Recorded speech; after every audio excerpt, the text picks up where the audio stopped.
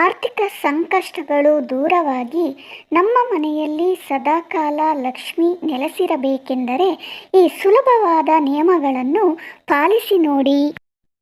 ನಾವು ಸ್ನಾನ ಮಾಡುವ ಬಕೆಟ್ಟನ್ನು ಎಂದೂ ಖಾಲಿಯಾಗಿಡಬಾರದು. ಅದರಲ್ಲಿ ಸ್ವಲ್ಪ ನೀರನ್ನು ತುಂಬಿಸಿ ಇಡಬೇಕು. ಇದರಿಂದ ನಮ್ಮ ಜೇಬಿನಲ್ಲಿ ಖಾಲಿಯಾಗದೆ ಸದಾ ಹಣ ತುಂಬಿರುತ್ತದೆ.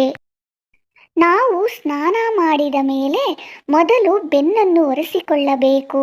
ನಂತರ ಮುಖ, ಕೈಕಾಲು ಒರೆಸಿಕೊಳ್ಳಬೇಕು. ಇದರಿಂದ ನಮಗೆ ಪಾಸಿಟಿವ್ ಎನರ್ಜಿ ಸಿಗುತ್ತದೆ ಮತ್ತು ಗುರುಬಲವೂ ಕೂಡ ಇರುತ್ತದೆ. ನಾವು ಸ್ನಾನ ಮಾಡುವ ನೀರಿಗೆ ವಾರಕ್ಕೆ 2 ಬಾರಿ 1 ಹಿಡಿ ಉಪ್ಪನ್ನು ಬೆರೆಸಿ ಆ ನೀರಿನಿಂದ ಸ್ನಾನ ಮಾಡಿದರೆ ತುಂಬ ಒಳ್ಳೆಯದು ಮತ್ತು ಆರ್ಥಿಕವಾಗಿಯೂ ಕೂಡ ಲಾಭವಿರುತ್ತದೆ.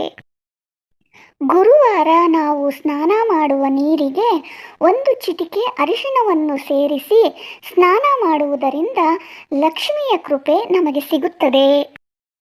ಶುಕ್ರವಾರ ತಲೆಗೆ ಸ್ನಾನ ಮಾಡುವಾಗ ಆ ನೀರಿಗೆ ಸ್ವಲ್ಪ ಚಕ್ಕೆಯ ಪುಡಿಯನ್ನು ಬೆರೆಸಿ ಸ್ನಾನ ಮಾಡುವುದರಿಂದ ನಮ್ಮ ಆರ್ಥಿಕ ಕಷ್ಟಗಳು ದೂರವಾಗುತ್ತವೆ ಮತ್ತು ಸದಾಕಾಲ ಹಣ ನಮ್ಮ ಬಳಿ ಇರುತ್ತದೆ.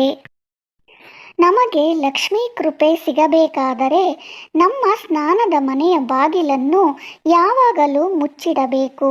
ಈ ಸುಲಭವಾದ ನಿಯಮಗಳನ್ನು ಪಾಲಿಸುವುದರಿಂದ ನಮಗೆ ಗುರುವಿನ ಕೃಪೆ ಸಿಗುತ್ತದೆ. ನಿಮಗೆ ಈ ಮಾಹಿತಿ ಇಷ್ಟವಾದಲ್ಲಿ ಲೈಕ್ ಮಾಡಿ, ಶೇರ್ ಮಾಡಿ, ಸಬ್ಸ್ಕ್ರೈಬ್ ಮಾಡಿಕೊಳ್ಳಿ. ಈ ವಿಡಿಯೋ ನೋಡಿದ್ದಕ್ಕಾಗಿ ಧನ್ಯವಾದಗಳು.